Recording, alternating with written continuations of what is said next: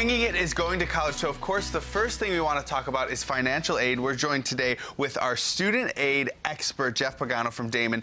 Now, a lot of people out there, the big ticket item is, of course, paying for college. Right. How are they going to pay for college? So you kind of broke it down for us in a simple to know timeline. So let's start about talking about what financial aid resources are out there for students that really want to go to college. Sure.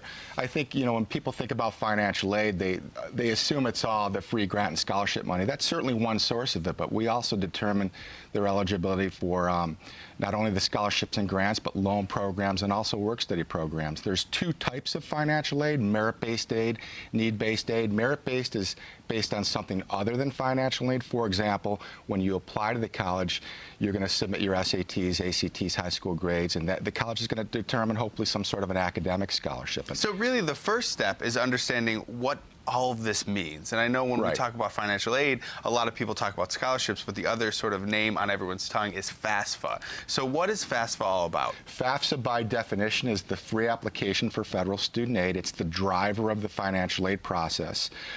It's a federal application. You're going to do it electronically online. In terms of time frame, when you're going to complete that application, anytime after January 1st. So if you're a senior in high school right now, after January 1st, 2014, you need to start thinking about getting that FAFSA done. We do recommend that if you can submit your FAFSA using actual numbers off your tax returns, you don't have to go back and make corrections. But that's the application that's going to make you eligible for the federal grants and scholarships, things like SCOG grants and Pell grants, work programs, and the different types of Stafford loans. So after we submit our FAFSA application, what should we expect after that? Because I remember when I was going to school, you'd submit these applications, and then you would sort of sit back and say, well, what happens next? Now what happens? Well, after the FAFSA is completed, it's going to be processed. You're able to put up to 10 schools on your FAFSA. All of that information is going to be sent electronically to the different colleges.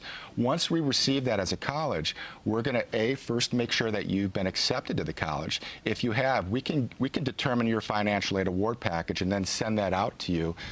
The award package is going to basically outline all of your aid eligibility in the form of the scholarships and grants, work programs, the different loan programs. So that sort of award program comes to you, that package comes to you, and the reality of a lot of families right now is between scholarships and federal FAFSA and all that stuff, there's still going to be a balance left over. So what are the options available to students if they still need a little bit more help to get themselves in classes? And that's fairly common. There is a gap. They still owe some money even after all of the financial aid. There's basically three options. Option number one is pay the bill, but the reality of it is, many people can't do that. Option two would be some sort of a payment plan. Most colleges will offer to spread the semester out over 4 or 5 payments. The third option would be some sort of an additional loan option, and there's two different types. There's something called Parent Plus loans, which is a federal loan for the parent of that student.